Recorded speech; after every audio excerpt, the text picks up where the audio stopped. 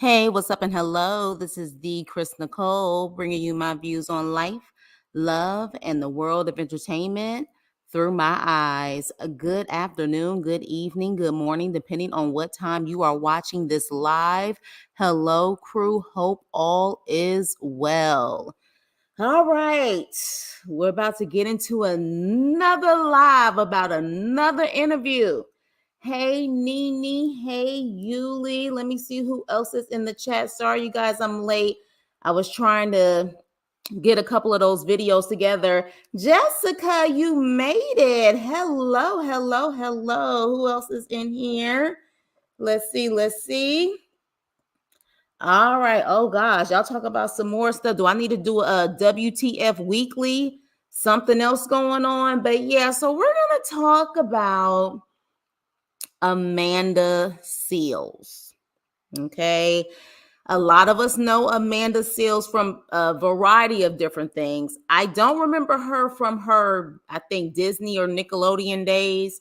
I remember seeing Amanda Seales when she used to interview celebrities in New York. I think she used to work for MTV, if I'm not mistaken. I saw her then. She was a little thicker back then. And then when she got on Insecure, she had lost a lot of weight. And then, of course, we know a lot of us know her from Insecure. Hey, Elizabeth Marie. So, yeah. Definitely for some of us, we know Amanda Seales. For those who don't know who are crew members, that's where Amanda Seales is from. She at one point used to be, I guess I would say, a DJ. She used to be on the radio, had her own, I think, show. Hell, she, based on this interview, she was in Flowetry. She was a gymnast. She was a child actress. Like, she's done a variety of different things. Okay.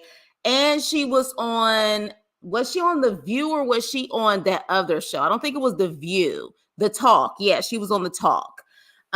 So that's another place you may know her from. But she also is a self-proclaimed scholar, and I would say even an activist.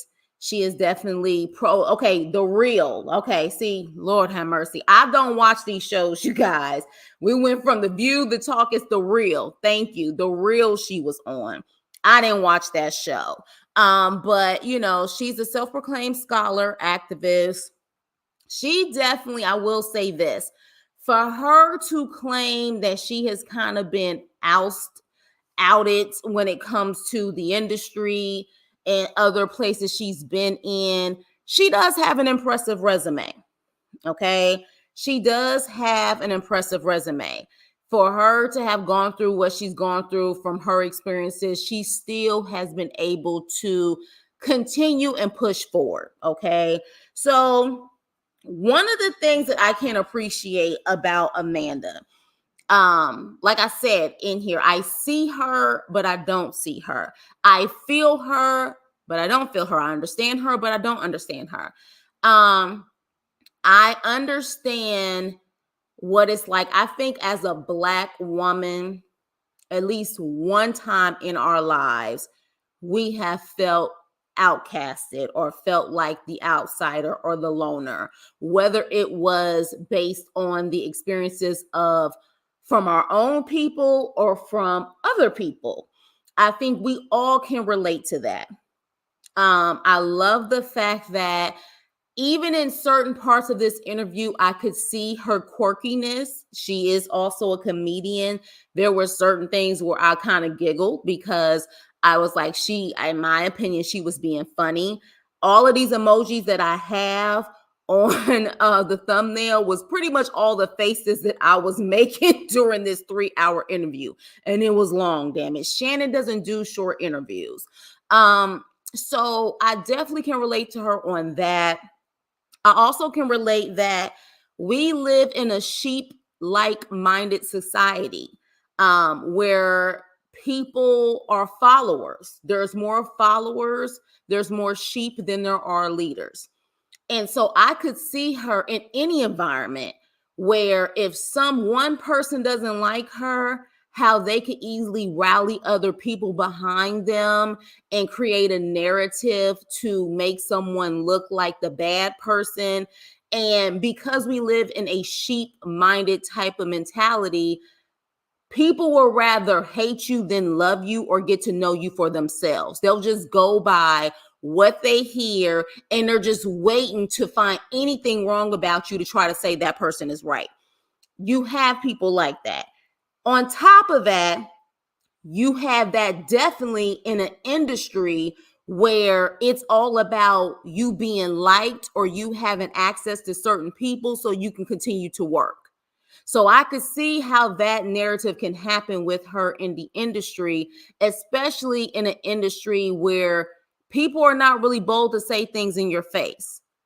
They're passive aggressive. They'll talk behind your back, but they're not bold enough to say in your face. And that's honestly any industry. But in the Hollywood game, you have people like that, and they're not trying to burn any bridges because they're trying to make money. So with that, oh, hi, Kiko, listening to Shannon. Oh, here we go. We ain't even got into it yet, but let's go. Hit the like button on the way in. So there were definitely certain things where I could relate to her. I could, which is why I was like, okay, I see you. Hi, is it Kiko or Keiko? Let me know. How you doing? But yeah, I could relate to her. But there were some things that I just couldn't relate to her. And what I remember, and again, it was 3 hours, there was definitely a lack of accountability. I don't remember any time that Amanda said, I was wrong in that situation. Even her apology was very flippant. Like, it was just like, oh yeah, I apologize. And for those who don't receive it, or she said something like that, pretty much F you. So to me, she lacked any type of accountability. There's no way in any situation. She claims she's very self-aware. That's what she claims. She is self-aware, but I don't think she really is. Now, as far as the Shannon situation, I feel like, well, we're going to get into it. I definitely feel like that she is one of those people, whether it was Shannon or anyone else, if she doesn't like the approach, she's going to take it as an attack, or she's going to take it as someone trying to dispute her. I don't think Amanda really, as much as she claims she's open, I don't think Amanda could deal with her own personality. If her own personality was in someone else's body and someone came at her the way Amanda comes at people, Amanda would not probably appreciate that. I think she really does lack self-awareness. She claims she doesn't lack, she knows, and she's very self-aware. I don't think that's the case. But we're going to get into it. So pretty much this long ass interview, y'all. This long interview. I'm going to play some clips. And again, this is fair use. This is fair use. I do not own the rights to any of these videos. Fair use, fair use. I'm going to play it. Some of the stuff that I'm going to play, of course, is from Club Shay Shay. The other parts is from her IG Live. I was able to find it on, I think it's Yes, I'm Stacy. He was able to capture her live. So shout out to him. But we're gonna get into it. So first things first, 3 hours. So let's get into the first part. When you got diagnosed, and did you always feel that you was different and you felt something was wrong? Well, what's today? Today is Thursday, the 18th. So 42 and however many days until I was just recently diagnosed. Okay. And this came out of this situation because so many Black women who are autistic said to me, I see you. You need to. And I've always thought, you can look at other interviews. I have mentioned before, like, I think I'm on the spectrum because I'm an 80s baby. This was not really a part of the narrative. Right. And as we started seeing more about autism and you start seeing shows about different characters, and I start learning more, like from people like Holly Robinson Pete, like, this feels really like me. Okay. So she said she was just recently diagnosed. Okay. She said, because he said, well, how long? And she said, I was just recently diagnosed. She said she's 42 years old. She just recently got diagnosed. However, thank you to crew member Nene and telling me where to go, because I felt like, let's be clear, the first 3 minutes, if that, of this interview, she wanted everyone to know that she was diagnosed with autism and she was on the spectrum. She definitely wanted us to know that. And I felt like, in my opinion, she wanted us to know that immediately so people can back off of her. That was my first instinct. And I felt like I was going to get ripped because, people going to be like, how dare you? Look, I'm all about mental health. I am all about making sure you get the therapy and the help that you need. But that was my first gut reaction, even before Nene reached out to me and told me what happened. So let's go to what she said on her live about being diagnosed. Okay. No, I have not been clinically diagnosed by a doctor because I'm not paying $10,000 to do that. And most people will tell you that at this age, you don't need a clinical diagnosis in that sense. And I think that's the other thing. It's like, we are so conditioned here in this nation to really only consider something in one kind of way. And I will get back to that. There are a lot. Okay, so did y'all hear that? She wasn't clinically diagnosed, meaning that an actual certified licensed specialist, psychiatrist, whoever the case may be, they didn't diagnose her. So it sounds like she diagnosed herself based off of what she found in her research. She said she refused to pay $10,000, which I guess she would have to pay that because maybe she doesn't have, good insurance, I suppose. She is not going to pay that type of money to get the proper diagnosis, and then pretty much try to say that, we have to think differently as far as how we think in this society as far as being diagnosed. So she diagnosed herself is what it sounds like. All right. So at that point, that's when I said, okay, Amanda, damn it. This is one of the moments where you try to root for someone, but how the hell do you diagnose yourself? And you said it was such confidence on Club Shay Shay in front of Shannon, like you got an official diagnosis and this is what you've been going through all this time and you did not know. She has treatment-resistant depression as well, right? I know she mentioned something about she has had unaliving thoughts. I know she's mentioned that she has gone to therapy, which again, I commend her for seeking help. But to diagnose yourself, it seems a little narcissistic, if you ask me. I mean, it does. Let me see. I learned the hard way to stay off. Right. Yeah. That's the way it sounds. Hey, Shayla. Yeah. So that's first things first. So my gut seems to be spot on with what I was feeling, because that was one of the first things she said after he said, how you're doing. And what made her, she said she was evolving. And he said, well, what kind of made you start the evolving process? And she said, other women telling her that they see her, women who also suffer from autism. And she went through the whole process and got diagnosed. That's the way she kind of came off. But we're seeing based off of that, she didn't get diagnosed by a doctor. With all her education, when did she? I don't think she got a PhD, and that's another thing too. And we're going to talk about that. I believe that her highest degree is a master's at Columbia in African American Studies. Because to me, if she had a PhD, I feel like Amanda's personality, we would definitely know. We would definitely know if she had a PhD. Her highest degree is a master's from Columbia. And we're going to talk about that too. Literally argue with Shannon when he asked if she was clinically diagnosed.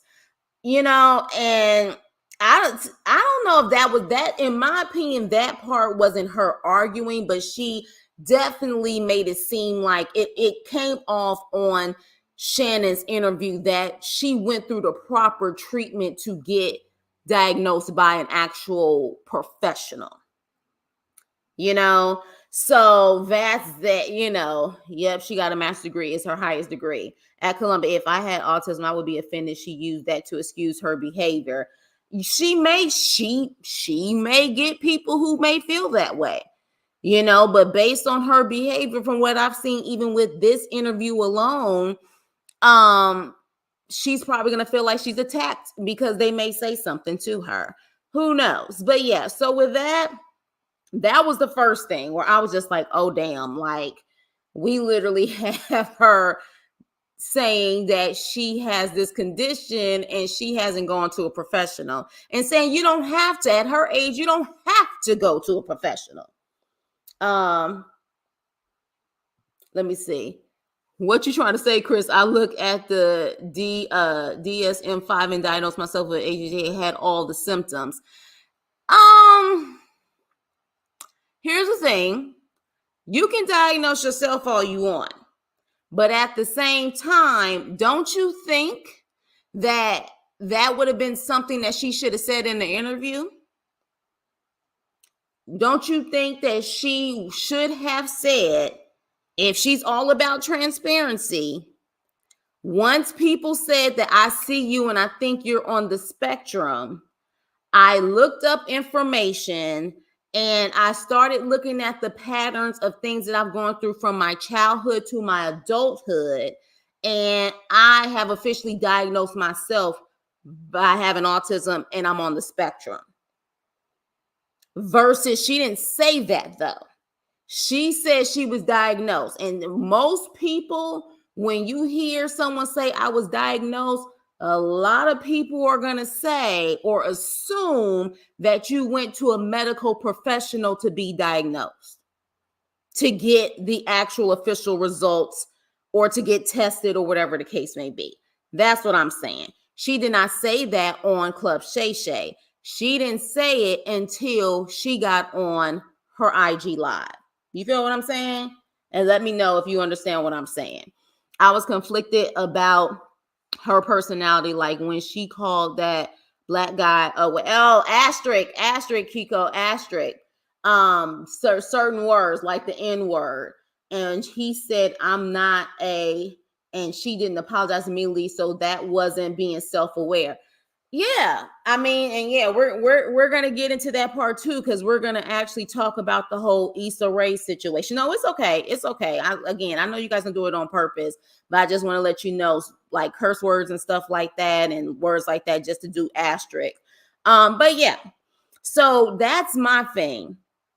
Diagnose yourself all you want, but I think to be honest and transparent, say that in front of him, especially when he asks you about it. Say I diagnosed myself, but that didn't come out until after. And she kind of glossed through it quickly when she talked about it on her IG. Now, again, I didn't get a chance to look at her whole entire live, but that's when it came out. That's was what was implied. Yeah, that's true. That's what was implied. You talking about her making it seem like it was professional? Yeah.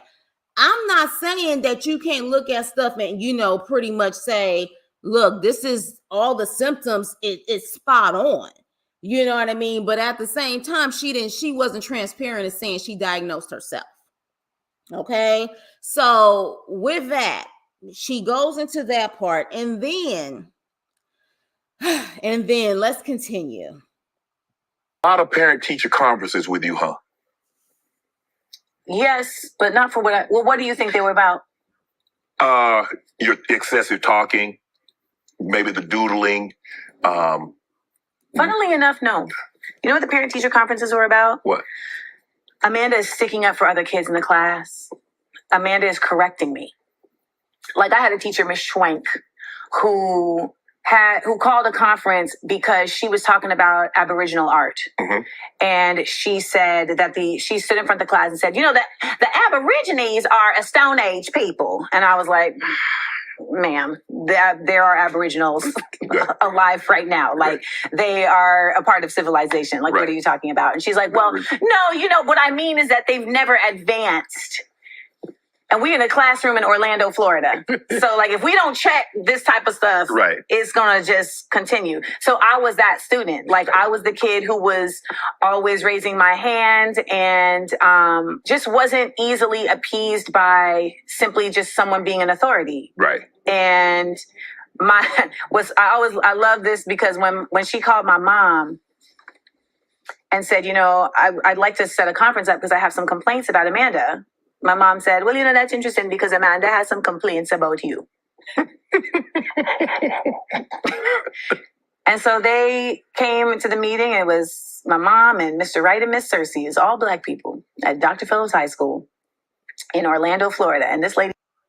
Now, pause on that because she said the teacher's name was Miss Sweeties, because I feel like she just said also that was also the name that she just gave. Let me try to rewind it because I need to make this very clear.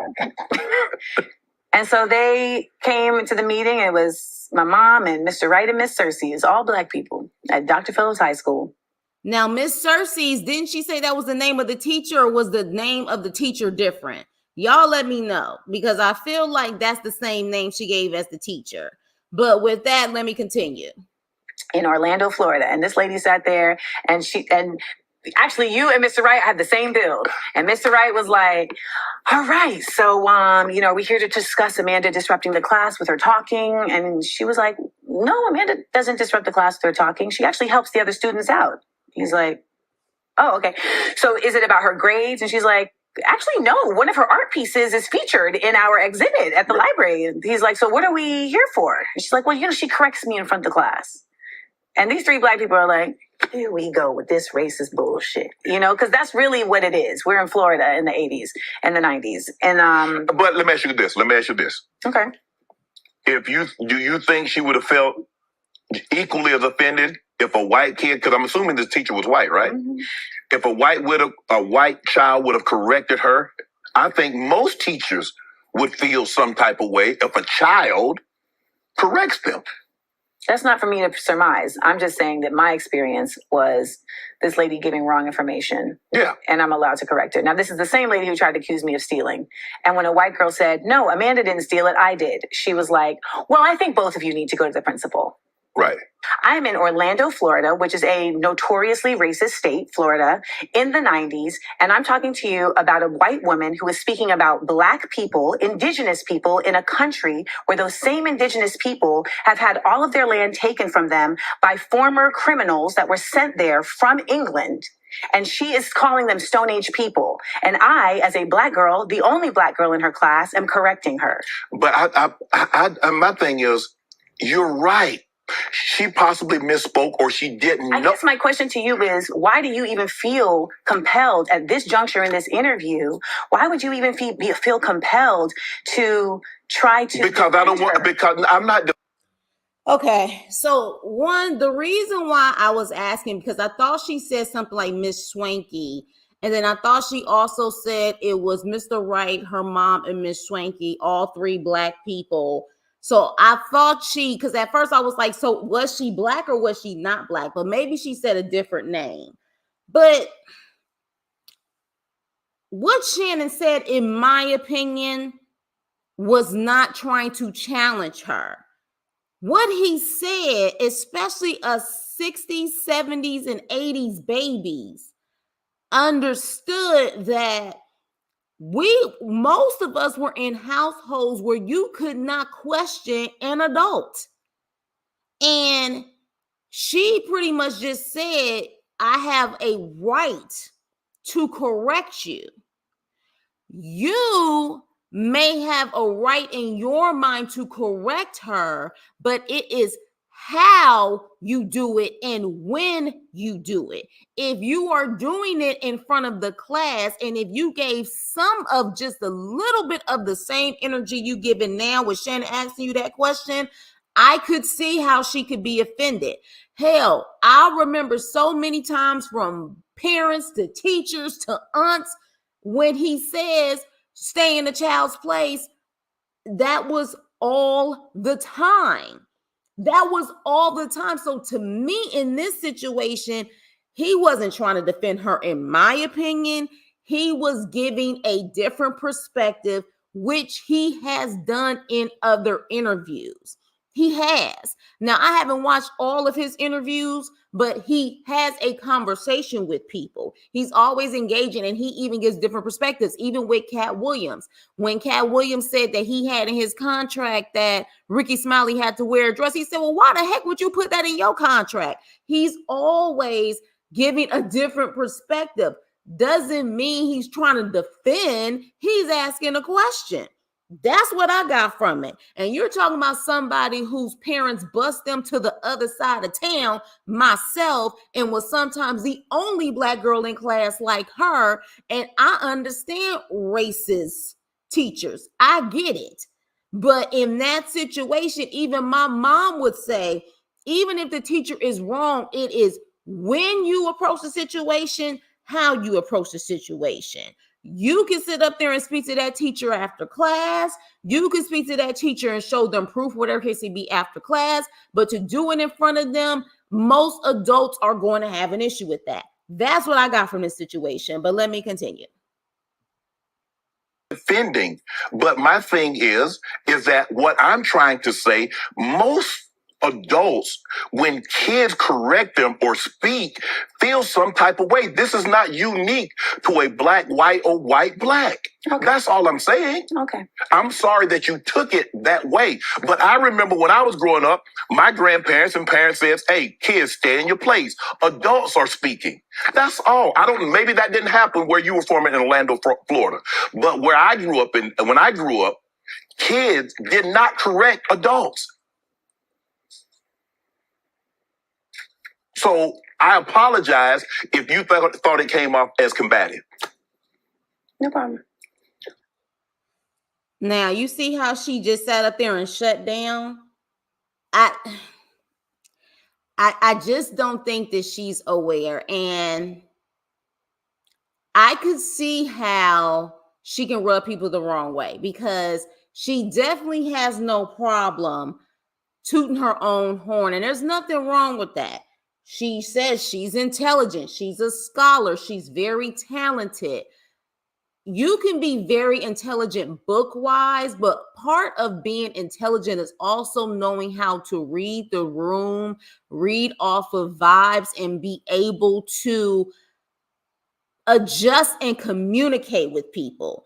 I feel like Cat Williams is very intelligent also, but he knows how to be in certain spaces and be able to conduct himself accordingly. What Amanda gives is that I don't give a damn where I am. You're just going to have to accept me for who I am and how I am. And if you don't, that's your problem. That's what she gives off. Now, Jessica, I saw earlier you said it was Swank and Cersei's as far as the teachers. Thank you for clarifying that, because it almost did sound the same.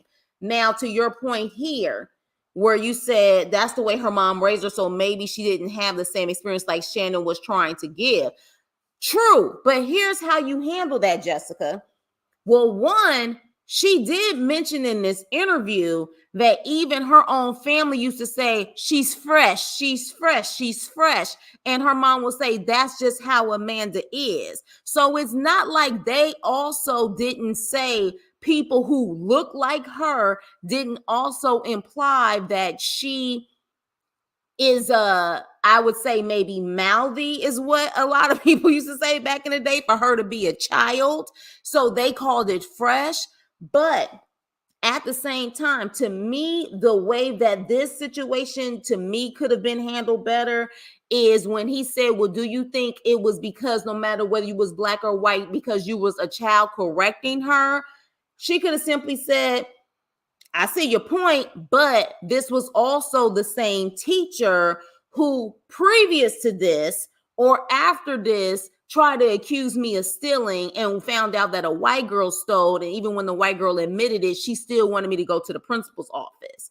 But instead of just doing that, and I'm sure he would have been like, oh, okay. Or I could see if he kept still trying to come at her and come after that.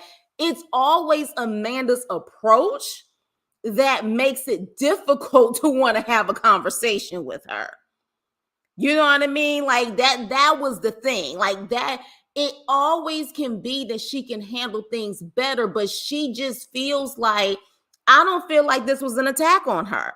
I felt like he was literally trying to ask a question, engage in the conversation, and she truly looked at it as in, you're defending her.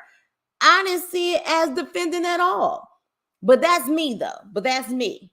Her emotional intelligence is lacking. I would have been like, girl, bye. Oh, bye, girl. Yeah. Let me see what you guys are saying. Hi, Game Time. Welcome, welcome.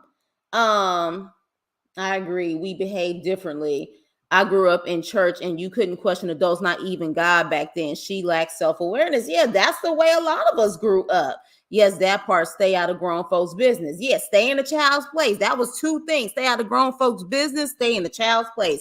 That's what we constantly heard. Now, mind you, even back then, I often wondered, like, if you want me out of grown folks' business, then maybe you shouldn't have a grown folks conversation in front of children, which I never understood that. But we still got told that even it was almost like, even if we are talking about something, you better close your ears or you better not repeat it to us. That's not your place, you know? He does that with everyone. That's from what I've taken from it. Yes, my mom did that too. She was so condescending when he apologized, which is what she says people do to her. Right. And this is the problem. Amanda wants everyone to accept her for her, but she can't accept where people are.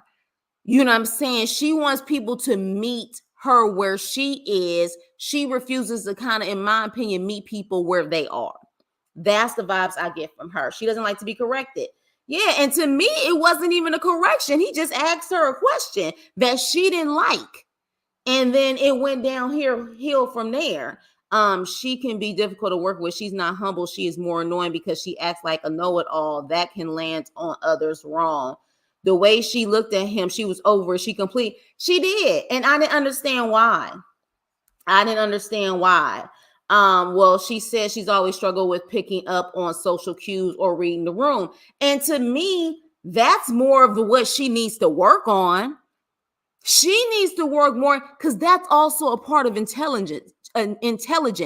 That's why you can have people who have not one degree, may not even have a high school diploma, but can be more successful with interacting with people and getting things done than people who are book smarts because they know how to read the room.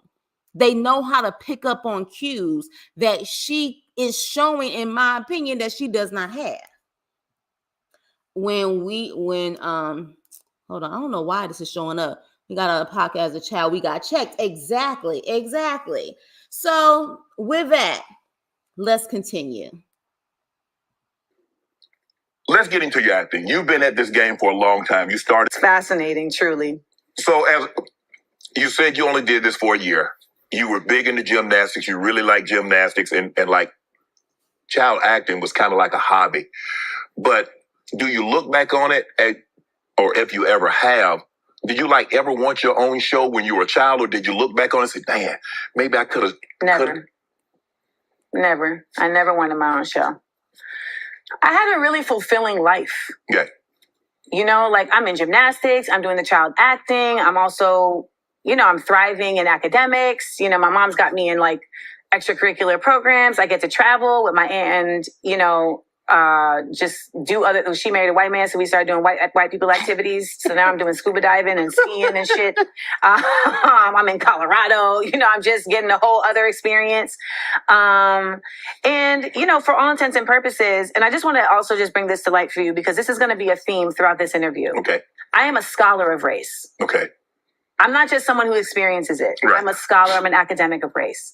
So I see the world through a particular lens because I am skilled at doing so and because I'm an expert at doing so. Like my master's isn't just in African American studies. It's the fact that I was taught by some of the greatest thought leaders of our time. Mm-hmm. So when you hear me say these things, I would just like to ask that because you have someone who is an expert sitting in front of you, to just consider versus be combative, because there may be an opportunity here to see something differently because you have someone with you who is not just experiencing race, but is also examining. And there's a different intellectualism about that. You know what I mean? Oh, yeah, different intellectualism about that. And I say that also because that's why I went and got my master's. Okay. I went and got my master's because I know that we live in a world that loves to try and find ways to undermine Black people's minds. They love to find ways to undermine Black people's intellect. Look at this DEI bullshit. This DEI bullshit is trying to state that in order to include Black people, we have to lower the standard, which is unconscionable. Because if Black people with no schooling were able to build the White House, if Black people with no schooling were able to create all of these beautiful spirituals that we still sing to this day, if Black people with no schooling were able to till these fields and know the ways of agriculture enough to create the actual the actual breadbasket of this nation, then you telling me that their descendants are not smart enough to get into Harvard without you lowering a standard? That's right. Because DEI and affirmative action is not about lowering the standards, it's about expanding the opportunity. So I went and got my master's so that when I am in spaces and I do bring up race and I talk about these things, it's not just based on experience, it's based on actual study. Okay. Okay. First of all, you would think that she was Dr. Seals and she got her PhD. She has a master's. Now, as ratchet and as ghetto at times, I guess people would call it, as I can be on my channel, because I can be free and talk however I want to talk, you are talking to someone who has 3 degrees, 2 masters actually. And I don't give a damn how many degrees I have. You are never a know-it-all and an expert at everything. Even doctors and lawyers who have to go through school and to pass tests to be able to get their license and go through residency would not say they're an expert. They should always be learning and always evolving. I have never heard someone with a master's saying they're an expert, but she says she's an expert and a scholar on race. But let me tell you something. Even if somebody with a PhD came at me like this, I would say you can kiss my ass. Because at the end of the day, I don't like when people throw their education and their degrees in someone's face. All right? Period. I don't, that's something that I do not respect. So to me, that was also in a way condescending. And it was also a way for her to make it seem like I am here, you're down here, so don't question me. That's the way that came off. It was cringy. Okay? It was cringy. You're talking about someone who has an education, has 2 masters, and I still wouldn't tell someone, well, you know, I'm an expert. I have 2 masters. So I would ask you to pipe your ass down when I'm talking because you may learn something. That's the way that it came off. It did, but that's my opinion. And I'm glad Shannon said this. I'll also ask that because if I don't see things exactly as you see them, I don't expect you to. Don't take it as being combative. You see things one way, I might see it a different way. That doesn't mean I'm being combative. I would say it's combative when there's a undermining of how someone sees something. But why is it undermining? He asked you a question. Now, it's one thing if he asks you a question and you may have responded like, Well, no, I already knew that there was an issue because she had already accused me of stealing. And when the white girl said she stole it, she still wanted me to go to the principal office. And then he would have said, but no, that still doesn't mean it, and kept pushing and pushing. Then it would be like, wait a minute, hold up now. Hold up. Because why are you keep pushing the fact when I've already told you that this woman, my response to you was that this woman already showed me signs that she was racist. It's really just coming off that Amanda feels like anything that comes out of her mouth, you should listen because it's golden, because it's truth, and because that's just what it is. And you're just supposed to take it and not even ask her a question that may go against what's going on in her mind. And I've met people like this, and they have the same type of situation that Amanda has. They don't know how to read the room. They don't know how to talk to people, but they still don't understand why people don't want to deal with them. And yet through all of this, she has still been able to maintain being successful in some way. But she's still not satisfied because I think deep down she still wants to be liked so badly. Well, you're really going to have to work on your people skills. I don't care how much education you have. You are nothing without people skills, and not people on your pages kissing your butt. Because we know, unfortunately, in a social media world, you have people who simply follow just to follow, and they're going to agree with everything that she says. So sometimes social media can be a safe space, but if you notice, she's real quick to react to the negative stuff because I think she truly wants people to like her. Well, if that's what you really want, the people skills, you're going to have to step up your game. I mean, it's simple. You're trying to undermine how I see it. Because it's my experience. Okay, well, I'm telling you, I don't know my experience. But I'm saying, see, you take it as if I don't agree with you, I'm being combative. No, I don't. I take it as if I have an experience and you're telling me that my experience isn't what it is. No, You're telling me that my thinking somebody is racist who I was in a classroom with for a year that you have never met. You are emitting doubt upon that.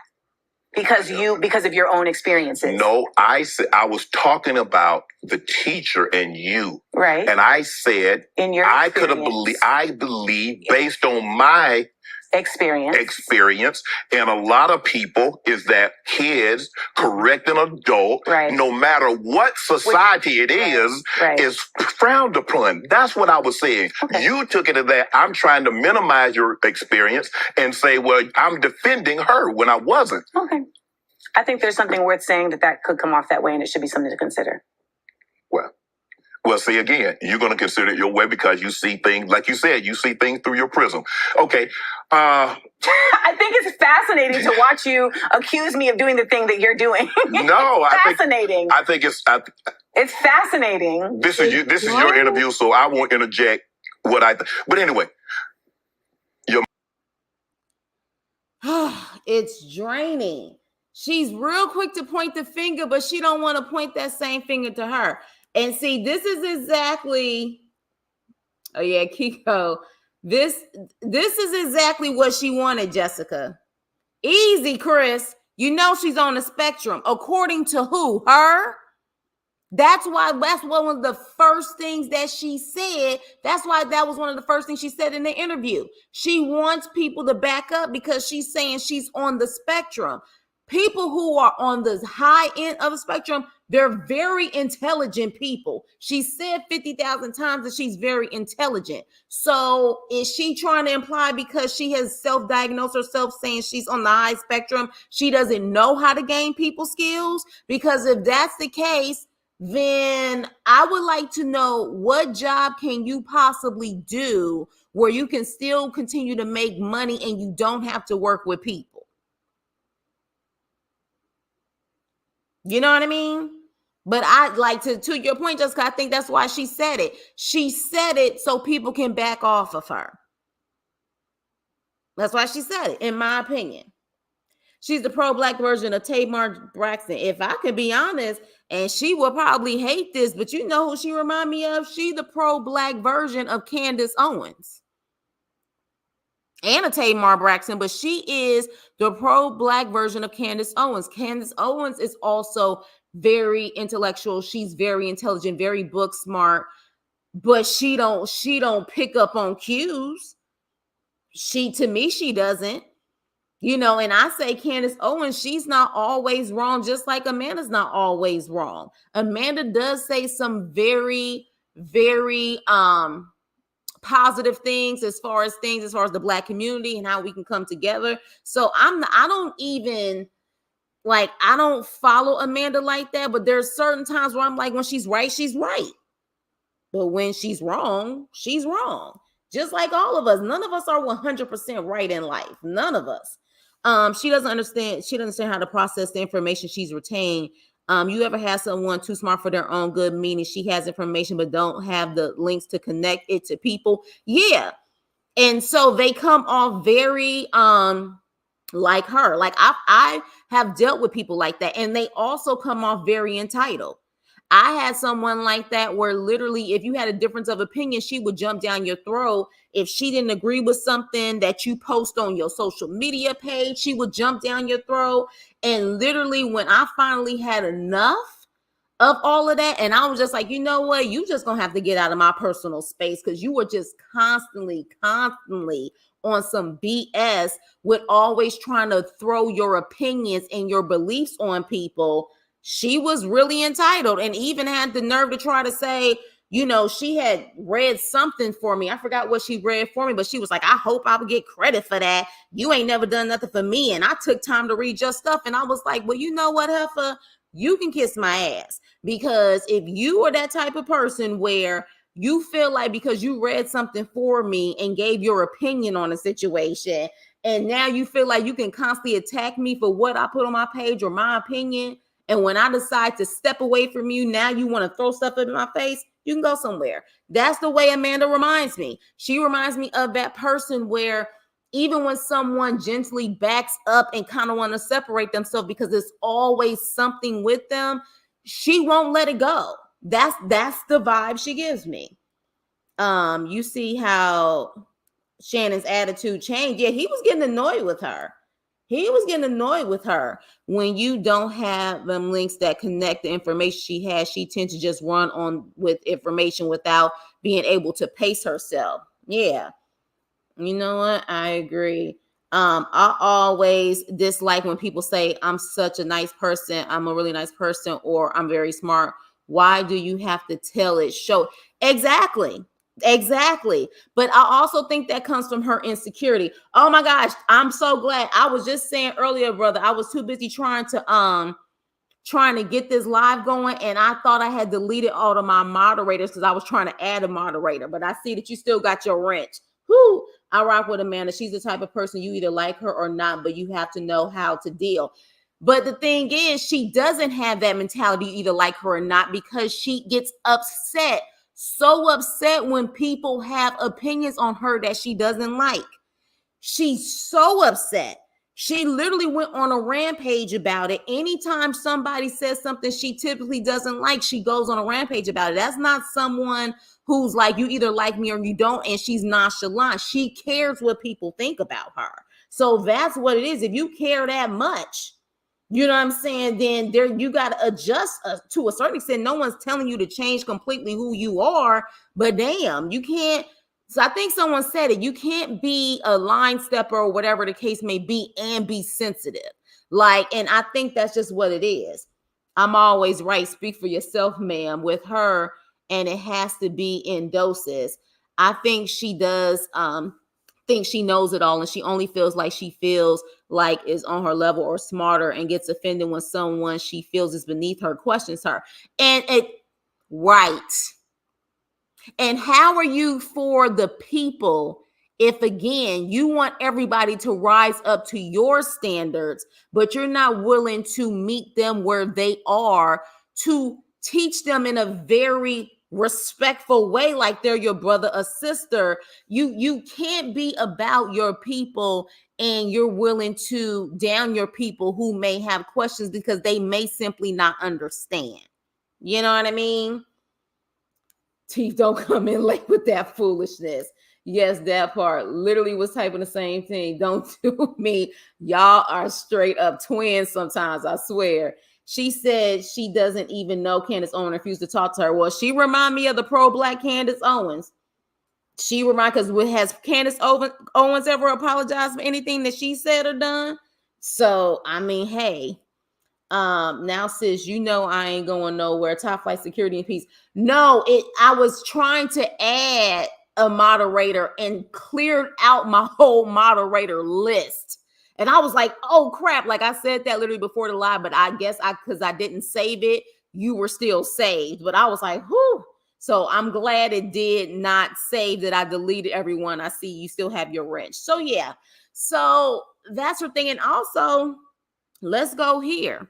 She mentioned a couple of times about her daddy not being there for her. I think a lot of the way Amanda moves, in my opinion, is because the fact that her father wasn't there and wasn't around for her. Because she, in my opinion, she has a martyr complex. She's always talking about the self-sacrificing that she does for what's right. She has a martyr complex, and I think the way she claims that she shows up for people and those people don't show up for her the same way, I think she demands so much out of people because she really truly still has the daddy issues of wanting her father to show up for her the way he never did. That's my opinion. I truly feel like that's the case with her. That father not being there, because she did mention a couple times her father wasn't there and she wasn't taught by her father as far as how to deal with men. I think a lot of that is literally based on she wants people to show up almost as kind of because of that neglect that she experienced with her father. She wants people to show up the way that her father should have shown up. But that's just my take on it. But this is just literally only snippets of this 3-hour interview. Now, there were certain parts that she was funny as hell. She was funny. But she is very long-winded. Okay. But again, Shannon does long interviews. Hell, Kat's interview was like 2 hours. I think Monique's was 2 hours. Hers was 3 hours. So we pretty much get to that point when it comes to her opinion. And then she kind of flips out on this part. Mom is white. My mother is not white. Why do people keep saying my mother is white? She's West Indian, so she is a black woman from Grenada, which is a black island. She married a white man. No, she did not. You say you started doing white things? My aunt married a white man. That's what I said. I said my aunt married a white man. On trips to my aunt. I have no. My mother is a black woman. I misunderstood. Well, listen, I get attacked for this. And people try to undermine the validity of my voice and my even my access to blackness on a regular basis by trying to make up this thing that my mother is a white woman. Okay. My mother is a black woman from Grenada. Grenada is so. I felt like she was playing. So with that, and I have heard her before. People question her blackness, assuming that she was a biracial woman. And for the record, you can definitely be a light-skinned person and have a black mother and a black father. And so, and again, also, I don't sometimes take her animation and how animated she is. I don't take it like, I don't look at it like, okay, you're doing too much. She is an actress. If you are around people who do acting, theater, whatever the case may be, you can kind of tell that's what they do because they, in general, are very animated. So in that situation, I know people was like, oh my gosh, calm down. That's kind of her personality. But of course, she had to mention that she had been attacked. So, you know, but the thing with Amanda Child, she feels always attacked. She's always attacked. Let's talk about her yes or no job that let her go, where she thought Shannon finally understood her. Yeah, it's so much to talk about, Jessica Child. It's so much to talk about. That's the thing. It's so much. But let's get into her situation with Issa. We got to talk about that because let's be clear. Insecure was a very popular show. Okay. A lot of people know Amanda strictly from Insecure. And everybody knows Issa Rae, you know, for the most part, who started off on YouTube and ended up getting the deal with HBO. And she goes in on a tangent when it comes to the Issa Rae situation. Again, fair use. I'm going to try to summarize it because, child, this part alone was 45 minutes. And I'll be damned if we're going to talk about the Issa Rae stuff for 45 minutes. But let's dive into it just a little bit. Okay, y'all. So yeah, so she talks about Issa Rae, and here we go. I remember my really good friend, my Ace Boone Coon. She used to hear me tell stories, and she would be like, and she revealed this later. She was like, I would say to myself, she must be leaving something out. There's no way this could have happened this way. Right. She must be leaving something out. Until I got kicked out that Emmys party. What'd you do to get kicked out the Emmys party? Damn, we can't take you nowhere. What'd you do? I go to a lot of places because I'm lovable and people like me and I'm delightful. I am delightful. What did you do? I arrived. Okay, you arrived. Okay, you're inside. Now that was funny. I'm sorry. To me, I thought she was doing her comedy stuff. She was like, I'm delightful, or whatever. But then he was like, what did you do? And she said, I arrived. I chuckled on that part because I was like, now that's hilarious. But let me continue. Bad. No. So here's how it went. So because Hollywood is just so inundated with whiteness, there was this conglomeration of folks that came together to say, you know what, we're going to have a Black Emmys party. Because, have you been to the Emmys parties? I've never been to an Emmys party. So like, they're just very blah. Like, it's just a bunch of people sitting around like, am I right? Yeah. Am I right? Oh my God. Kirsten. Like that's the vibe. Yeah. But when we party, we want to have a little bit more fun to it. Call D nice. So what up, Derek? So in 2018 was the first one where they had a Black Emmys party. Mm-hmm. So basically it's like everybody who done been to all them other parties. Come in this one. Yes. And I went to that party with Jill Scott. And one of the people that planned that party was Issa Rae's publicist, Vanessa Anderson. So she was one of the planners of the party. But there's a bunch of people involved in planning this party. Correct. So I show up with Jill and Jill's manager was like, hey, can we, and I remember hearing Vanessa go like, oh, come on, Amanda. Mind you, I'm like, I don't know what I'm doing wrong right here. Right. Like I'm just standing with Jill Scott. Right. But nonetheless, we came to the party. We had a great time. So, and I said to Issa, like, I don't know what's going on with your publicist, but like she got something wrong. She got a problem with me. And she was like, that's between y'all. Okay. I said, well, it's not really between y'all because I don't have a problem with her. Right. But she seems to have a problem with me. Okay, pause. Now, if you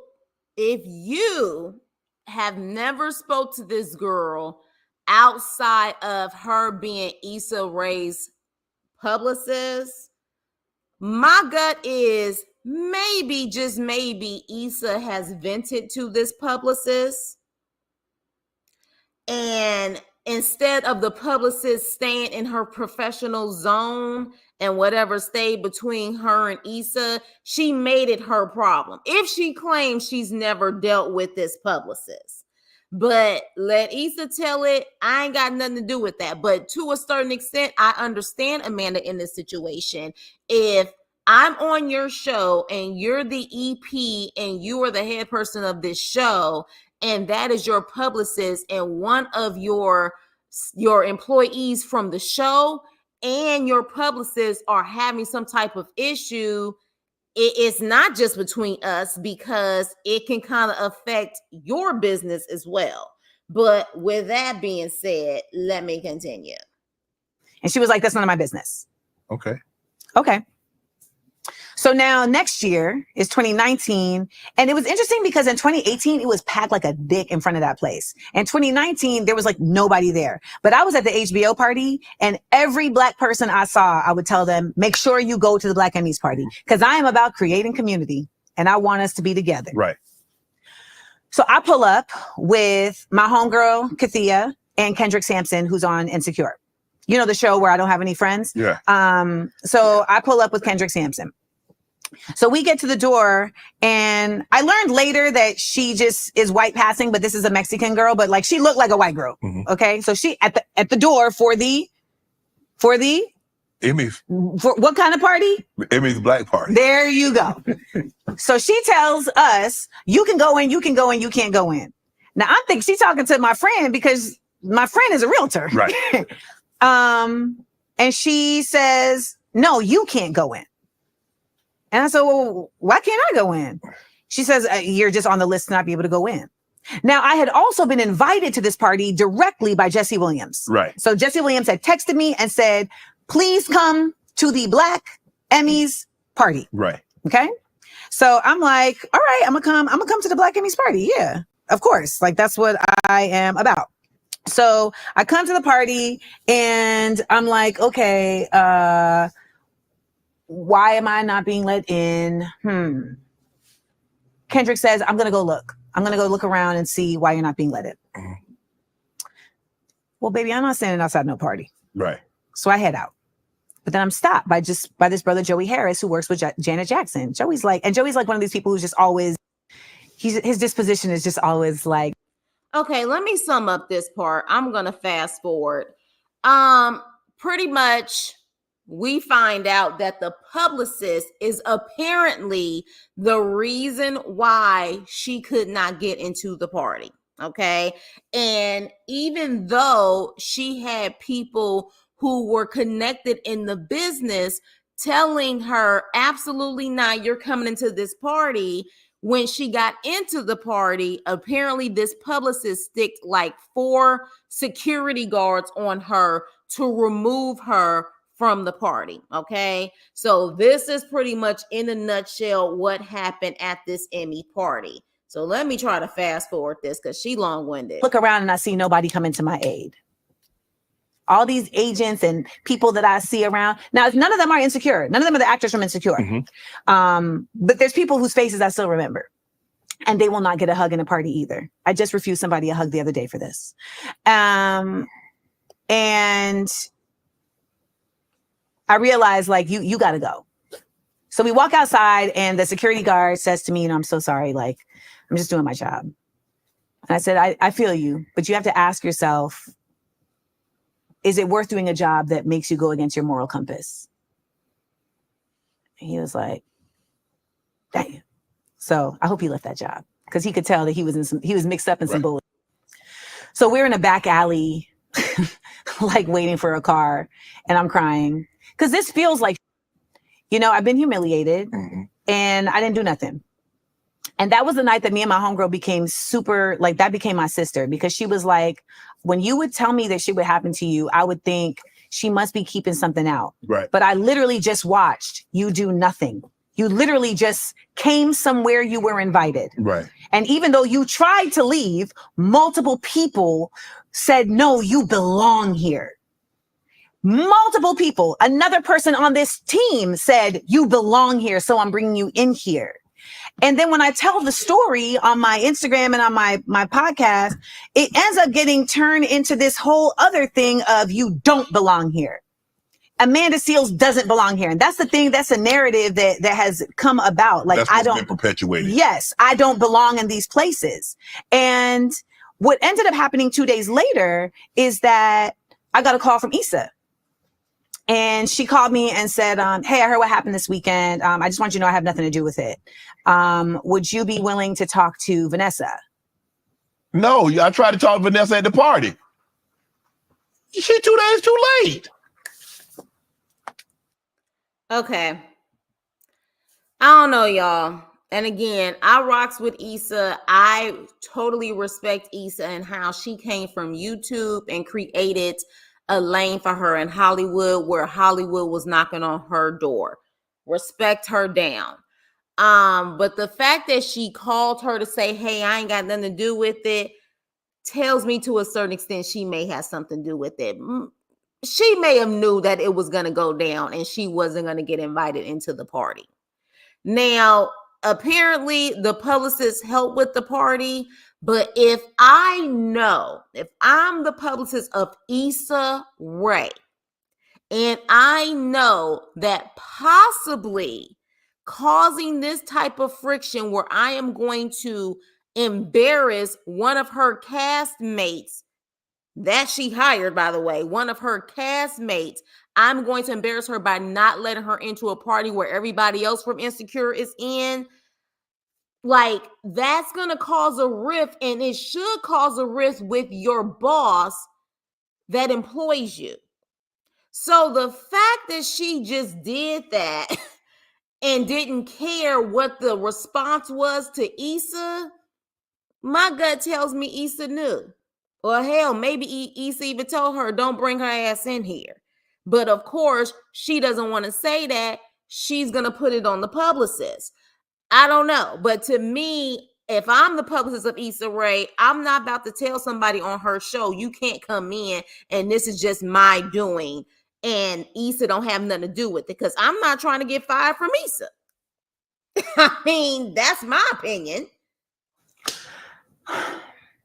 So I've never talked about this publicly because it has always been incredibly important to me to protect Issa.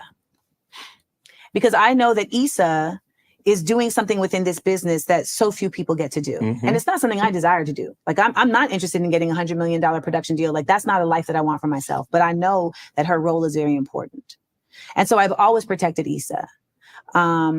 However, there's just been enough instances at this point where I should have been protected by Issa and I wasn't.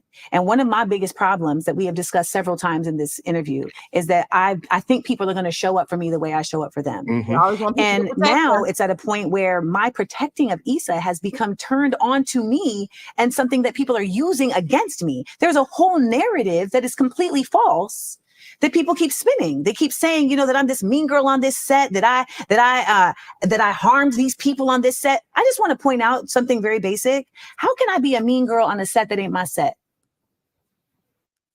Easy. Happens all the time. That happens all the time. You have people who still can be mean girls on a set that's not their set. Does that mean that if you're that mean and that toxic, Issa could fire you? Yeah. But maybe because you are a fellow Black woman, she was trying to continuously give you grace and didn't want to fire you because she understands how hard it is to find work in the business.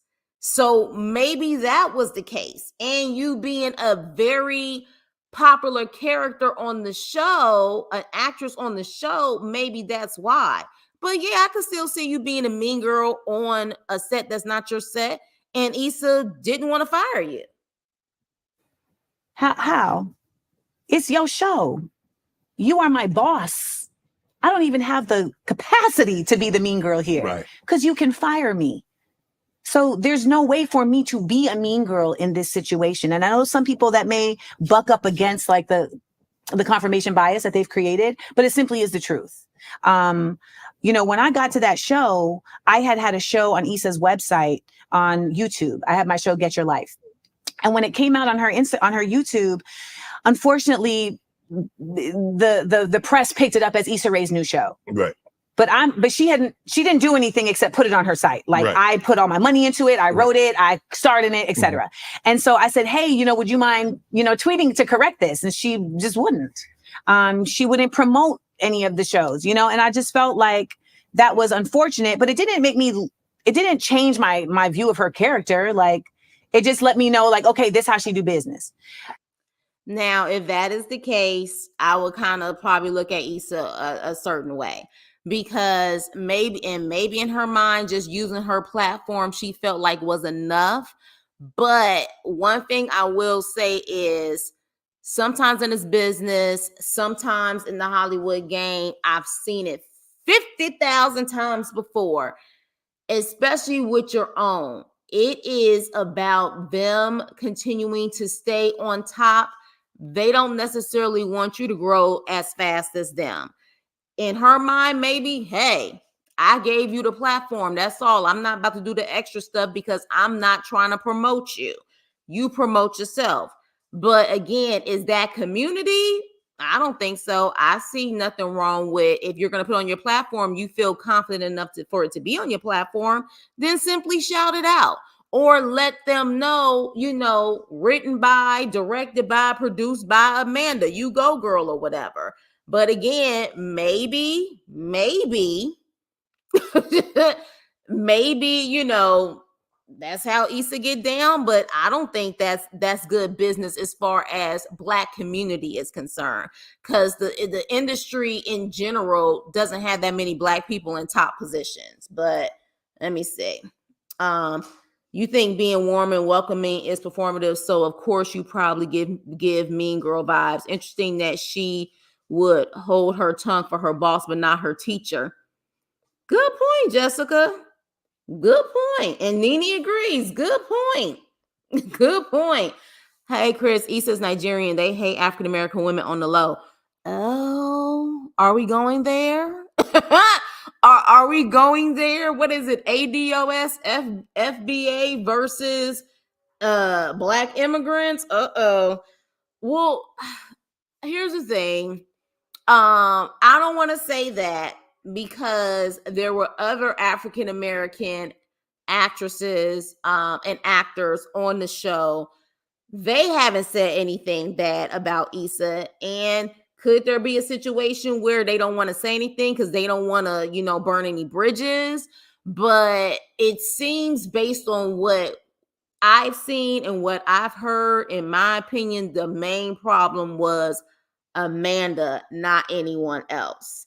You know what I mean? But yeah, you definitely taking it there. And I appreciate that, because again, I love to hear different perspectives, but I actually have heard that, but I just don't want to assume that, because of the fact that, one, there were other people who are, American descendants of slaves, or they say foundation Black Americans, who were also on the show.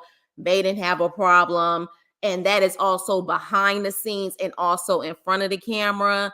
And, she was raised out here. She a LA girl like me. So I don't know about that one, but that is definitely a whole nother live that we would definitely have to get into. She says that, but Issa put her on her show when Issa got put on. So the math is math, and right. So April, we don't have all night yet. That's a whole nother topic. Maybe one day we can deep dive into that, because I can speak on that, and it ain't just Africans. It's not. And that's definitely something that may have to be, once I get a membership going, we do that behind the scenes, because that's going to probably be a very sensitive, long topic. But yeah, so let me continue.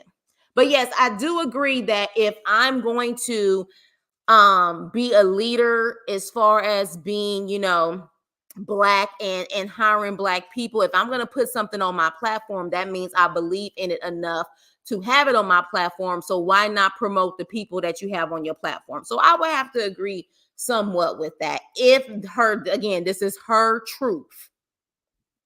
But in that time, her publicist was interacting with me and was, from just day one, just so acerbic, just vitrolic for no reason, to the point where Issa's business manager had to say to the publicist, can you please try and be kinder to Amanda? She's like a talent on our channel.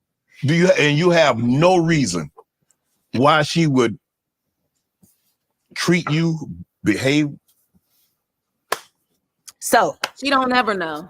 Issa says, would you talk to Vanessa? No. I said, sure. You know why? Why? Who's my boss?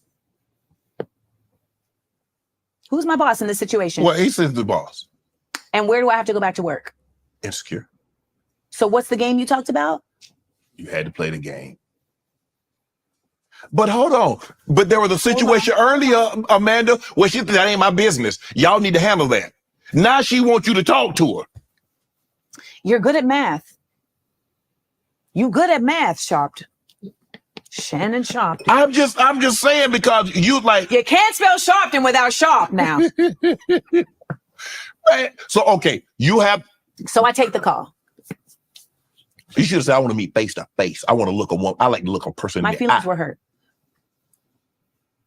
My feelings were hurt.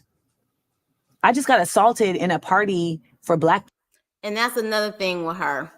I feel like when she's hurt, and this is because I found out she's a Cancer. She a Cancer, Teeth. Female cancers, their hurt, because they're very sensitive, their hurt a lot of times shows up as anger and rage. And they don't really know sometimes how to say that they're hurt. It just shows up in that way. It probably would have been a different scenario if maybe she said, I'm hurt by this, or if she cried versus showing the rage. But again, you know, the ego, in which we all, to a certain extent, have an ego, you know, she went into straight up F y'all type of vibes. But again, people in Hollywood. Mm-hmm. And I've been in Hollywood longer than majority of the people in this fucking party. Right. My feelings are hurt. Okay, you take the call. Hello? Hi, Amanda. This is Vanessa. I just want you to know that, so none of this has anything to do with Issa. That's the first thing she says. None of this has anything to do with Issa. Because so it probably I just want you to know that, but I do want you to understand that it was me who kicked you out the party. Okay. So I just want you to know that the reason I kicked you out the party is because I don't like you. Okay. Well, that's all I need to know. There's nothing else for us to talk about. And I hang up. She calls me back immediately. Why'd you hang up? I said, because there's nothing else for us to talk about. She says, don't you want to know why I don't like you? No, not actually. Actually, I don't. No, I don't, because it's none of my business. I've never done anything to you. And for you to put me in harm's way off of literally nothing means that I don't need to talk to you about why you don't like me. You need to talk to your therapist about why you don't like me. And I hung up the phone. She called back. No, she called around. She started to smear. Did you know that there's a simple combination of natural ingredients? So pretty much saying that she started a smear campaign, pretty much. And so with that, she claims she didn't do anything. If that is honestly the case, I'm going to have to say, in my opinion, Issa is somehow involved in this. But again, as a professional publicist, you need to keep your clients' grievances and what they may vent to you about to yourself. You know what I mean? Like, the fact that if that's true and that publicist said, I kicked you out because I don't like you, child, like, seriously? I feel Issa handled the situation well. It wasn't her beef and Amanda is grown. Yeah, but if what I'm trying to say is, Nene, I agree with you, but if she claims she's never done anything nor really interacted with this girl, where is all of her animosity coming from where she's willing to embarrass her over going to an Emmy party when literally she is a Black actress on a popular television show? She was willing to get security and everything else. To me, she wanted to embarrass Amanda. Where is all of this coming from? Because, like, I deal with people all the time that I don't like. But is it that serious for me to say, you know what? I'm about to take them off the list. And then when they still go in, I'm about to get security guards and everything else to let them know that they are not welcome. I don't know if I'd be willing to do all of that. To me, and the fact that Issa called and said it ain't got nothing to do with me, and then the publicist, the first thing she say is it ain't got nothing to do with Issa, maybe because it somewhat has something to do with Issa. Maybe. I'm just saying, just, you know, my opinion, but you guys can definitely let me know in the comments. Side note, y'all go outfit inspiration. Oh, okay. Okay, I live for homage. Yeah, definitely. So but again, this is her side of the story, claiming she that will help you poop out pounds of old rotten waste in your colon within just a matter. Your campaign. Oh.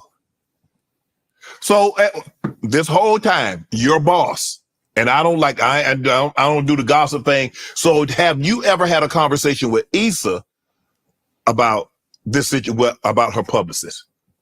You're saying since the situation? At any point.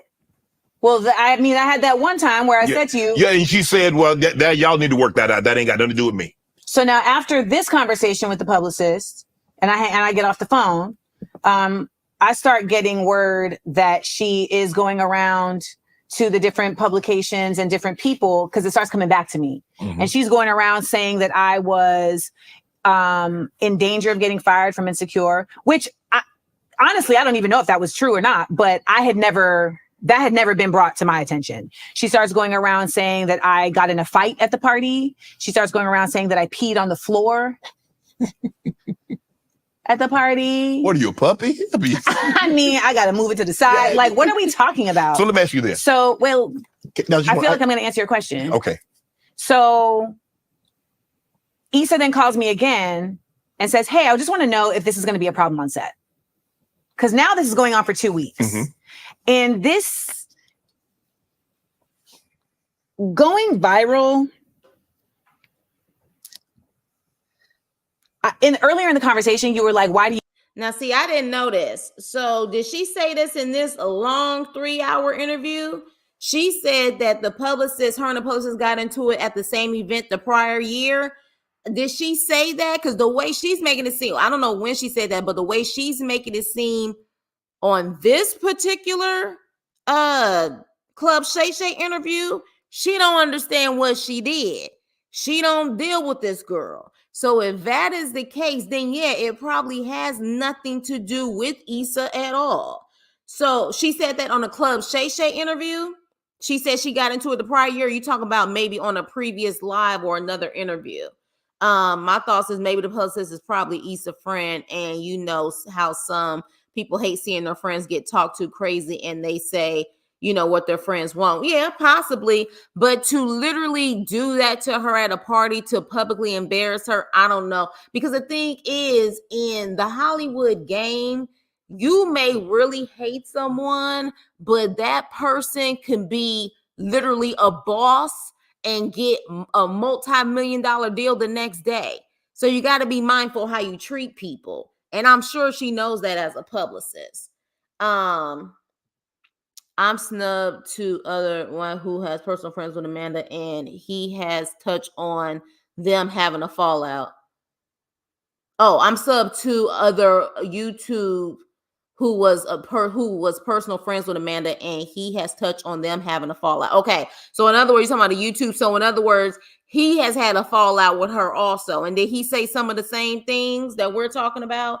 Okay, so yes, on that interview. So then if that's the case, then it is what it is. Now, again, I'm not one of those people. Again, this is the Hollywood game. Like at the end of the day, like she shouldn't bother you that much to where you really want there to be a scene of her getting escorted out. But that's how I roll. I mean, unless it was something very damaging, which in that case, she should have just never been invited, period, where her name shouldn't even been on the list. But maybe her name wasn't on the list, but she said Jesse invited her. That's why Shannon said the first time Issa said, I don't have anything to do with it, then she wants you to talk to her. Okay. So if that's the case, then maybe, child, she was talking a lot on this. You care if people who don't know you, like, are saying mean things about you. And it's like, I wish I had that. And I'm at a point in my life where I'm there. Yeah. But it's really up when the pylon happens and it has nothing to do with reality. Like, I don't even mind a pylon if it's something I really did. Right. This situation, I'm like, how am I the villain in this situation? Well, you shouldn't have gone to her party because it was her party. Well, it's not just her party. There's several people at the party. It's not like I crashed her baby shower. Right. But also I'm looking at Issa because it's like, this is your responsibility. We are both your employees. Mm-hmm. And this is a part of leadership. This is the important part of leadership. And that's what makes leadership so annoying, is you got to manage people. Yes, you do. And personalities. And it's a difficult. Which is true. Even if it's something you don't want to get involved in, if it's going to cause an issue on the set, yeah, it's something you got to do. But let me fast forward because I'm over this. Everybody knows, because at this time, it's just the women shooting. Everybody knows what's going on. They don't say nothing to me. And that's just fucking mean. It's mean. They don't say nothing to me. And let me tell you, from the beginning, I've been trying with these ladies because I want to make community everywhere I go. I done invited them to my house. They didn't come. I brought them gifts. They said thanks. I tried to plan a retreat. They said we don't want to go. You know, I created our group chat for the show. I created game nights for the show. Nobody participated. I mean, eventually, but like reluctantly. But I'm trying to do this, you know. Well, hell, if they eventually came, then they were trying. Like, just some people may not necessarily want to be down for it in the beginning, especially if they've already had certain vibes off of you. But if they eventually came, I don't know. Sometimes I just feel like Amanda is just never satisfied. I can see if she kept saying they just never came to anything. As much as I asked them, they never came. She said they eventually came, so I don't get it. But let me go on. Because I think that it's like when I walked in and I was like, I feel like it's my role to make you feel comfortable. Like, I feel like that's my way of getting around this thing, this stigma that people like to put on me that ain't got shit to do with how I really exist. Okay. And in this situation now, I'm publicly now being like excoriated. You got this earthworm Jim looking nigga, Sarunas, out here talking about, well, no one likes you, so that's why you weren't invited. What's hilarious about that is that we were only in 2 scenes together. So this is not somebody that really knows me. But you know what the other thing is, Shannon Sharpton? Wow. This is a brother who ended up having a child with someone on the show. And when he had the child, there was rumors that were going around that he was not claiming the child. Uh-huh. And so these people had started talking about it. But the people that are talking about ain't my people. I'm not involved in it, but I hear it because we on set. Right. And then he come around and is, hey, I don't like that. Mm. I don't like that. It's not honest. So even though that's not my boy, I pull him to the side. I say, Pete, people out here are talking about you behind your back about this situation. The streets talking. And I said, listen, this is a small business. So at the end of the day, if you are this child's father, I think you should exclaim it to the rooftops. If you are if you are and you don't want to claim this child, I would like for you to just consider rethinking that, because as somebody with a father that did not show up for me, I really feel like she would really benefit from having a father in her life. Mm-hmm. Okay, pause. She's talking about Keke Palmer's baby daddy's brother who played Drew on Insecure. He apparently had a child with one of the actresses, and she's saying that they were talking about him apparently not claiming a child. The most, if you was willing to get involved, was say, look, people talking about you, word on the street is you're not claiming a child. You may want to kind of clean that up, or I just want to let you know. To insert yourself in saying, if you not claiming a child, I just want to let you know that I feel like, because I didn't have a father, you may want to handle that. That ain't none of your damn business.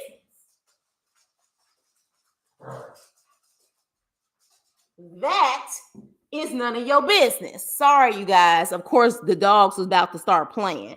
That's none of your business. But again, she's always inserting her opinion in situations that have nothing to do with her. People are fake. So honestly, if that ain't your boy, it was really none of your business in the first place. But if you did want to look out for him, just simply saying, look, word on the street is you not claiming that child. You may want to clean that up. I'm just letting you know. But the fact that she wanted to put that in there, you're doing too much. You're doing too much. And again, he is going to take an Issa side and people who are doing big things, because Issa can get him more work. As of right now, you can't. Let me continue. And he was like, well, why ain't nobody coming to me? I said, I'm literally coming to you right now. And you ain't even my peoples. Right. But I don't think it's fair that you're being talked about behind your back by people that you think are your peoples. Mm-hmm. He said, well, thank you for that. That's the same nigga that fixed his mouth to jump on the bandwagon of We Hate Amanda, because it was a bandwagon and he wanted to be seen. He thought maybe he was going to get an extra, right. He thought he was going to get an extra scene or something. So now we're on set and I finally say to Issa, so are you just not going to talk about this? Because it's now going on for 3 weeks and my mental health is suffering. Okay. Mm-mm. And it was a tough time. And okay, look, I'm going to just summarize this. She pretty much goes out to dinner with Issa. Issa says, I thought you had a problem with me.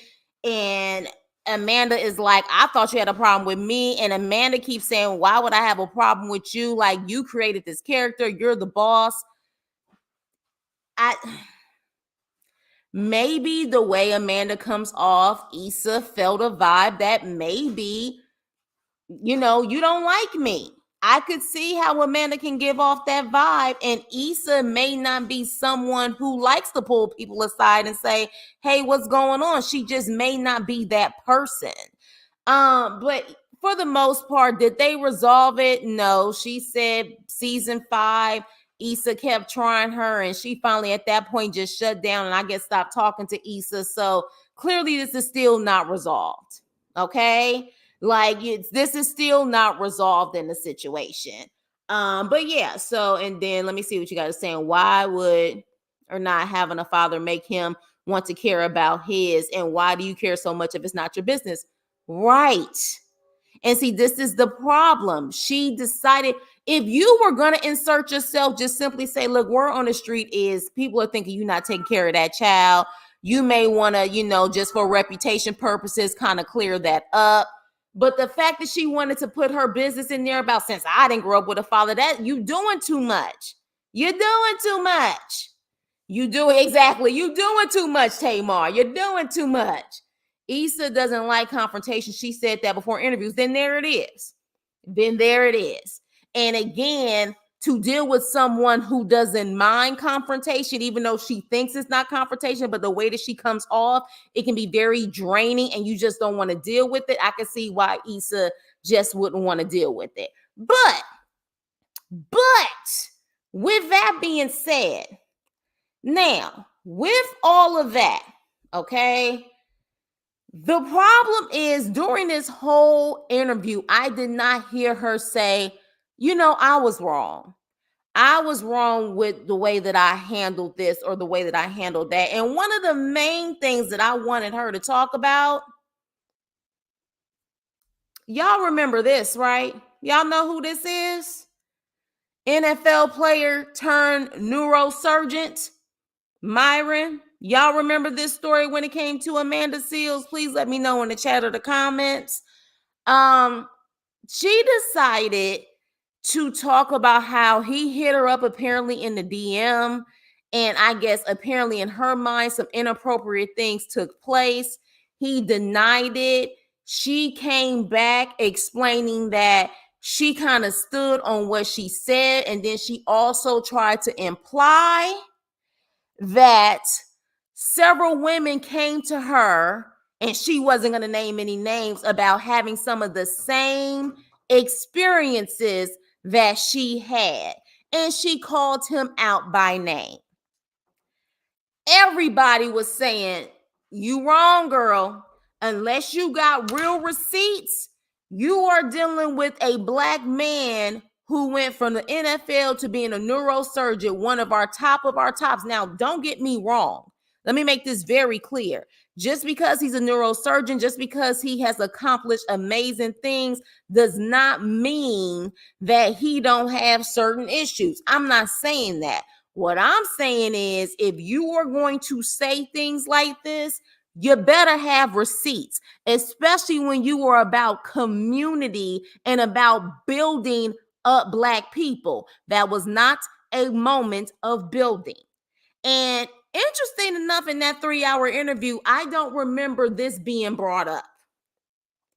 Now, if she really wanted to show evolving and growth, why wasn't this mentioned? Do y'all remember her mentioning this situation? Because this was a big topic around Amanda. If I'm not mistaken, not only was she talking about it on her major platform of people, millions of people following her, but I want to say she also mentioned it on a platform like the Breakfast Club.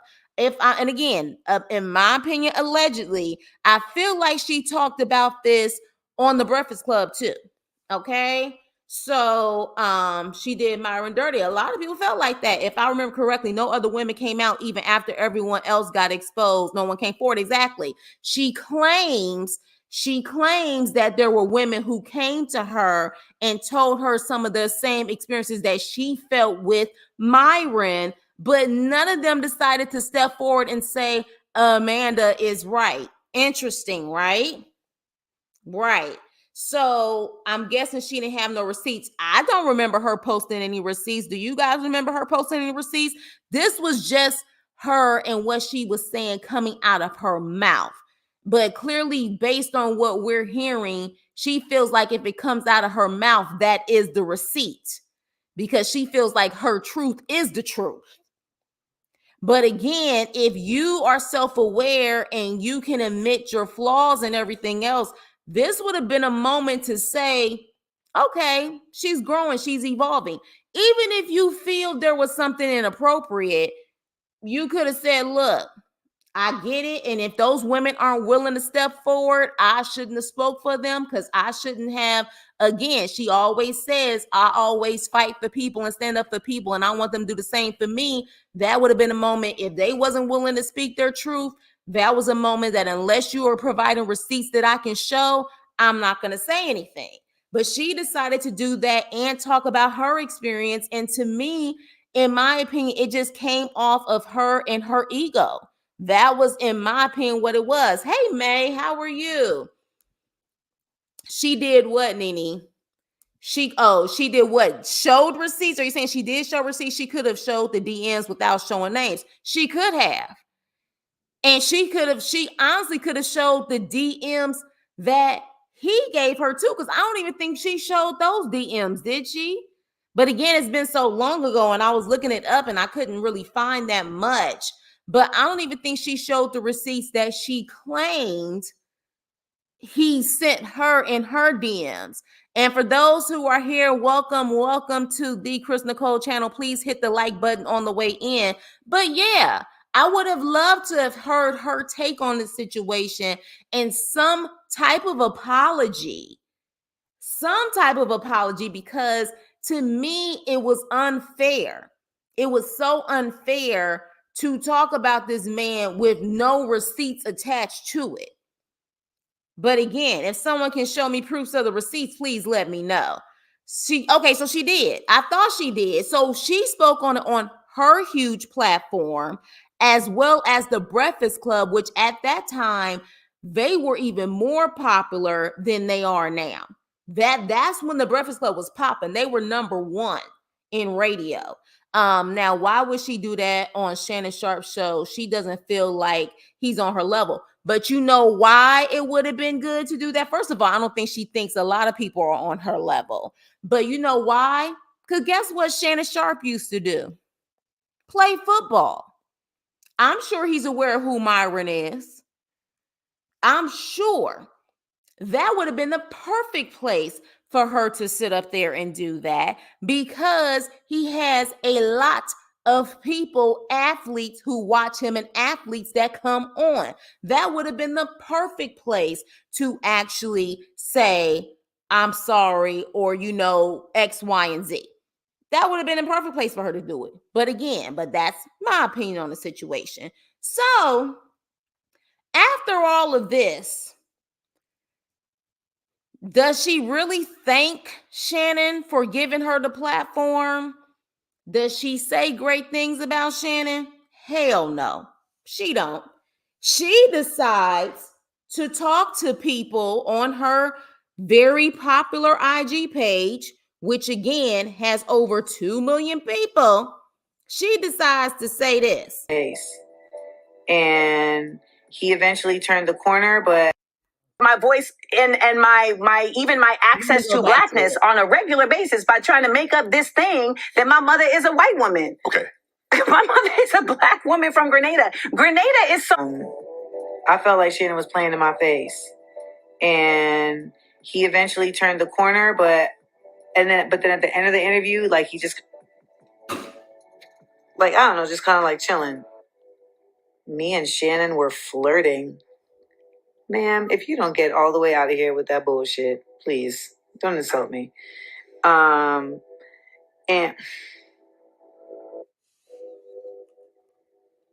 that was offensive. that was highly offensive, and it makes me wonder if you know when people are flirting with you. So when I left the interview, I just was very like kind of not sure how it was going to play out, and I knew that he had played himself in the interview in a number of ways, and so I knew that he would they would probably edit some of it out. So that's how I felt.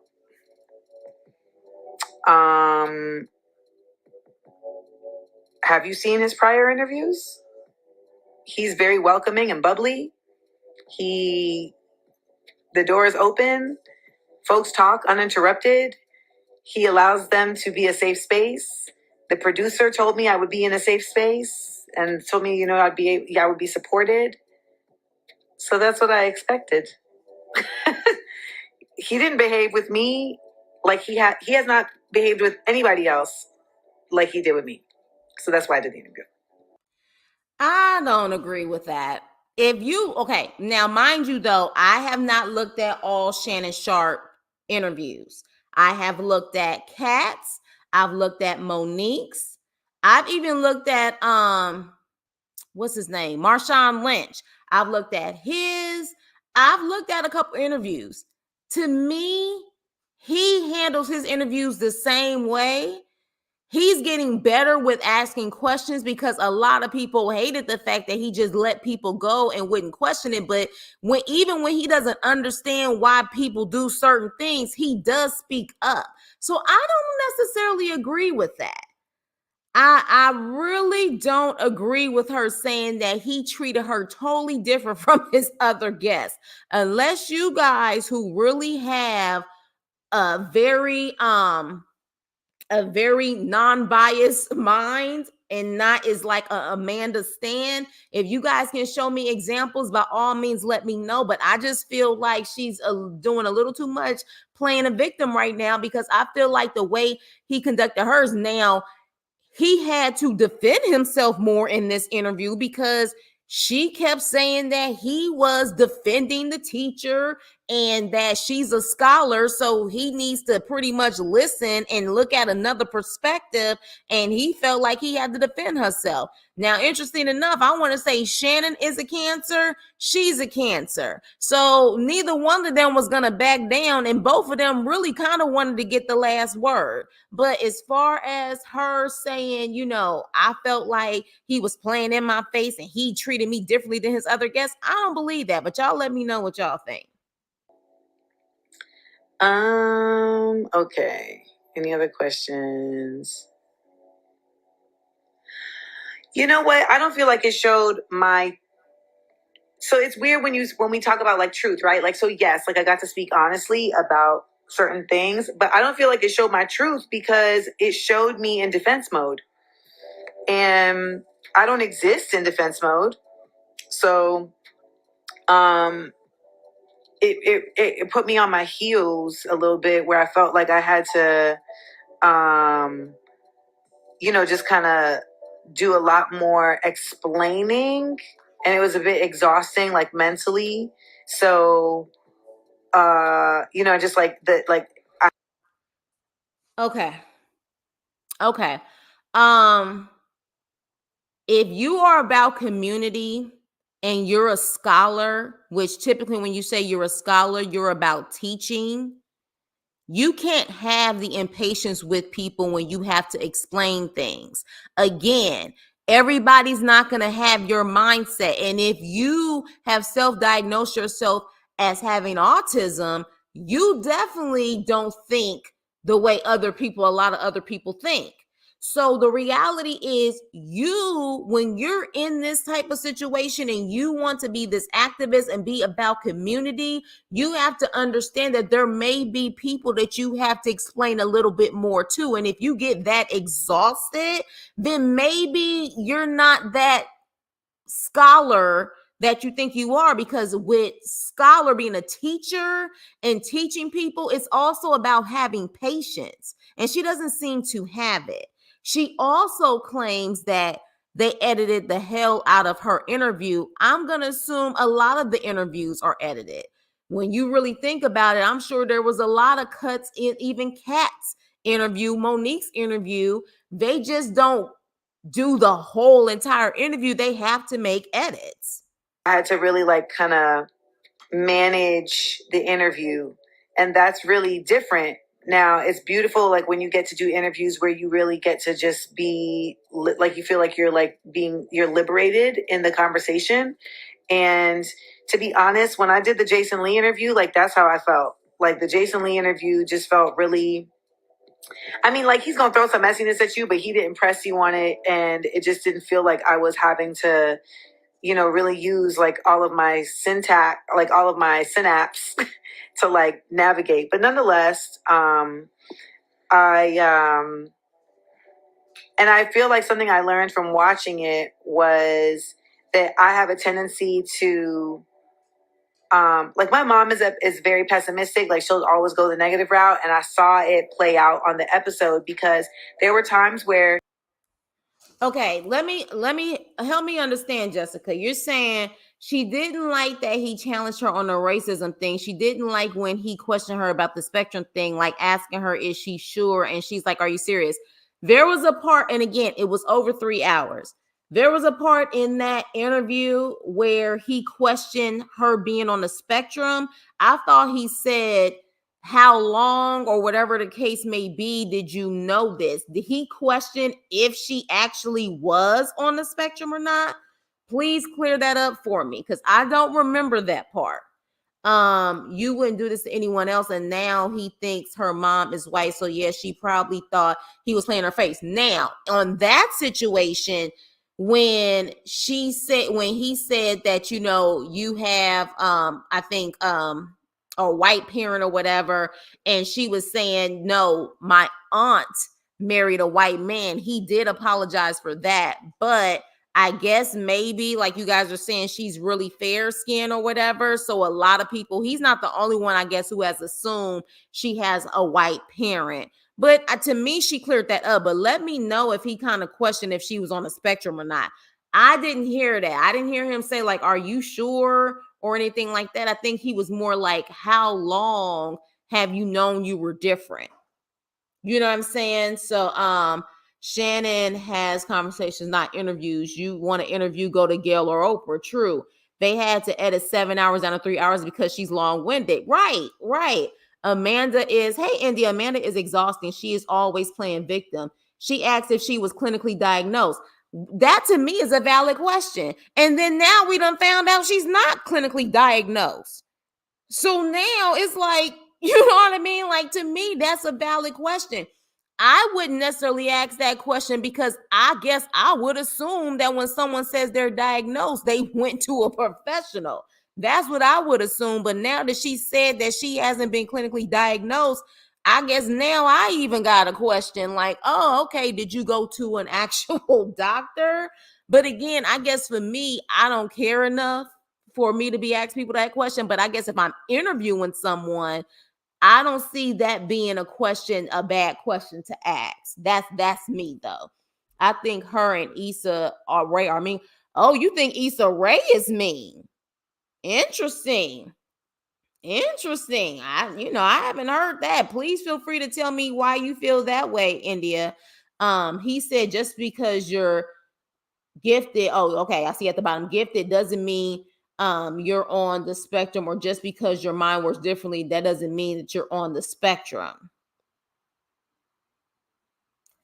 Okay. Now, don't get me wrong, Jessica. That's true, though. You have gifted people who are not on the spectrum. But again, let me look back at that. And I guess I will have to see that part. I wish I knew a timestamp because I would go straight to it right now while we're on the live. But that is true. Just because you're gifted and your mind works differently doesn't mean that you are on the spectrum. You have very gifted people who are not on the spectrum, and then you have gifted people who are on the spectrum. I would say that's true, but again, I don't know how it was said in context, like as far as what the discussion was before or after that. But based on what you're saying right now, I would say that, I mean, that is true. We have very gifted people who don't, and then we have gifted people, who are. It was definitely in the first 10 minutes. Okay, well, you know what? If that's the case, let me see if I can go to it really quick and see if I can find it because yeah, because honestly, I don't remember that part. He would ask me a question and I would be about to give like a positive answer, but then he would throw a negative spin on it and then I would just follow that lead. And that is something I need to be more mindful of just in the future in general, because I shouldn't be letting somebody like lead me down that road. So many of y'all have been on my head like, don't you ever go on that platform again. So I will, I will not. I did have regret because I felt like I had made a big mistake in like sharing so much and just being so kind of just my full unmasked like honest self. And then that turned by the end of the day because But she kind of low key said that she wasn't fully unmasked because she felt like she was on her heels, so to speak. So which one is it? And there is nothing wrong with being vulnerable. If the person doesn't receive it or you feel like they're making fun of it, that's on them, not on you. You always come as your true self. You know what I mean? So I'm trying not to look at comments, but I was looking at the DMs and so many of you all felt so seen in the interview and you felt like you had somebody that was speaking your truth. And so that made it all the worthwhile, like completely made it all the worthwhile. all right. So with that being said, that pretty much sums up my take on it. What I will say about this when it comes to Amanda, I think genuinely at the core of Amanda, she does have a big heart and she does want people to succeed. She does love to see people flourish. Like she loves that. I definitely see that in her. I do think that she does have good qualities. I think there's a lot of layers to her that you have to go through, like peeling an onion to get to that. For me personally, could I deal with Amanda on an everyday basis? No, but I feel like to the core of her, I wouldn't have to keep looking to see if she was gonna poke me in the back, so to speak. I don't feel she's a Judas. And I guess for me, I would rather deal with an Amanda who may be this way, but know that she's not about to like F me over than someone who seems so sweet, so considerate, so kind, but they are trifling as hell and will literally screw you over. So, I will say that I don't think she purposely is malicious, like she's trying to screw over people. I just think that she has to learn people skills in order to be able to be successful. And what's so crazy is she has still been very successful with her saying that people don't really like her. She has a resume that a lot of people would love to have. Half of her resume people would love to have. A lot of actors out there would love to be on a show as successful as Insecure for 5 straight seasons. So when it all boils down to it, I definitely feel like, she has good qualities. She just has to work on her skills as far as people and understand you can't be impatient and you're trying to teach people. You can't be impatient and have this attitude towards people because they don't get it the way you want them to get it or they question something that you say. That's not how it works. Now let me see really quick if I can actually find this that you're talking about, Jessica, and then I'm gonna end this. Oh, thank you, Kiko. I appreciate it. And you definitely need to come back because you definitely were funny as all hell. So let me see if I can get to this point. Let me see. It's nice. Man, I know these people, man. I'm gonna have. Okay, so y'all just sit around and y'all could take shots and tell me why you don't like me. Okay, hold on. That you're none of these racism. So what exactly is autism spectrum? Because I hear people say you're on the spectrum. It used to be called Asperger's. Okay. But that is no longer what it's called because to my knowledge, Asperger was a Nazi. Okay. But what it simply means is that your brain functions in a different way. So you're neurodivergent. And you also have certain tendencies that are considered outside of what the neurotypical way of things is. Okay. And a lot of times that can have you present in a manner that people misrepresent. Okay. Okay. Which is the story of my life. Okay. And so when all of this started ballooning out of nowhere and people were saying, you're unlikable and you're a bully. No, not you're a bully, but you're being bullied. And these were tropes that have been associated with me before, but I'm in a new level of visibility at this juncture. Mm-hmm. And you get people saying things like, you are difficult, you are mean, you are nasty, and you know that you're none of these things. Right. But they're attributing it to things that are not actually action-based. Like, I don't cheat people. I don't lie to people. I don't stab people in the back. I don't operate in mendacity. I am not duplicitous. I don't do none of this shit. But I have a certain tone about how I speak. And that makes people feel like, oh, I'm mean because something about the tone that I speak in doesn't make them feel a certain way. So can I ask you this? Not to cut you off, but were they people that you had relationships with? Were this in the workplace that you became difficult? Or is this people that you just have general interactions with? These aren't people I've met. So it's the people who are saying these things about me have never met me. And that's impacting you? Yes. Why? For a number of reasons. One, I am not a sociopath.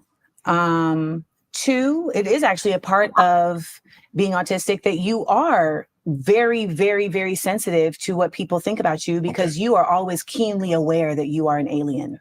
You are keenly aware that you are different. You are keenly aware that something is very odd about you. And you're always trying to make the room feel good. We literally just talked about it because it's my habit. Right. It's my habit to try. I'm gonna cry already. I've only been here for like 5 damn minutes. It is my habit because I've always been labeled as this. You think you know everything. It's not that I think I know everything, but I really did know the answer. And I'm thinking I'm helping the room out by having the answer. Oh. But they like, I think you're a know-it-all. You're a lot. You're a show off. You're extra. In my sophomore year of college, I was put in a suite with 7 other women. And the day I got there, my name had been ripped off the door and thrown on the ground. I didn't even know these women. Okay, I can't believe that these women did not know you or have any interaction with you at all, and they just ripped your name off. Like, it's not adding up. But let me see if I can find this, because child, I'm tired. Let me see if I can find it. Hold on. That this person did this. It's like reading Game of Thrones. He's just giving you the sequence of events. You don't see the feelings of Catelyn Stark at the fucking Red Wedding until you watch the show, because in the writing, it is just a series of events. That is part of my autism. I speak in directs. I speak in linear spaces. I speak in literals. That's part of the reason why people don't like me neither, because I'm literal and I take things literally. So if you say to me, I'm gonna be there at 5, I'm like, why you ain't here at 5? They're like, well, I'm at 5-ish. Well, you should have said 5-ish because I was waiting for you at 5. So let me ask you this. How old were you when you got diagnosed, and did you always feel that you was different and you felt something was wrong? And I'm so happy to be in this space with you because, to be honest, like, I've spent so much time trying to convince people, Shannon, trying to convince people of like, no, that's not what it is. That's not what it is. And it's like, I'm off it. Yeah. I'm off it. There is the truth. There is my truth. And a lot of times, baby, it's the same. Mm-hmm. And one of the reasons why you can see that is because when I recount a story, I want you to notice this when I recount stories. Okay. I'm sorry, Jessica. I don't know where it is. I don't know where it is. I'm sorry. Like, we've been on here for 2 hours. So but I believe you, because I feel like, it's possibly, I feel like maybe there was something, I understood what you were saying. I just don't know if Shannon meant it in a way of, I doubt you have it. I think, again, he was just having conversation, because, again, you can have geniuses that aren't on the spectrum. You have people who are on the high spectrum who are geniuses also. But again, that's just, what I'm saying, maybe that's the case. But again, for people who were not on the live, who have feedback, by all means, leave your comments in the comments below for the replay gang. I would definitely love your feedback on this. Definitely. But yeah, I just feel like, I think she has a big heart, which is why she wants people to like her. I wouldn't deal with her a lot, but I would trust an Amanda any day when it comes to business or whatever the case may be. Then I would trust some of these people who act like they're so sweet and smile in your face and they're a Judas behind your back. But I feel like to really be able to do what she wants to do as far as build community, she has to work on her people skills. Bottom line, she has to work on it. Even if she is on the spectrum with her self-diagnosis, if she's on the spectrum, there has to be therapy and things that she can do to kind of work on that. She has to really be able to get community, and not just community of people kissing her ass. I'm also talking about people that it's clear she wants to reach. If she didn't care about what people thought about her, she wouldn't vent the way that she does, and she damn sure wouldn't be on Shannon Sharpe trying to say her piece and be in a safe space to speak her mind. But on that note, with that being said, you guys, I appreciate you so much for being on here for 2 hours, child. We was on here for 2 hours. Please leave your comments below about what you think about Amanda Seales and her interview with Shannon Sharpe on Club Shay Shay. Please like, share, and subscribe, and I will see you on my next video. Toodles.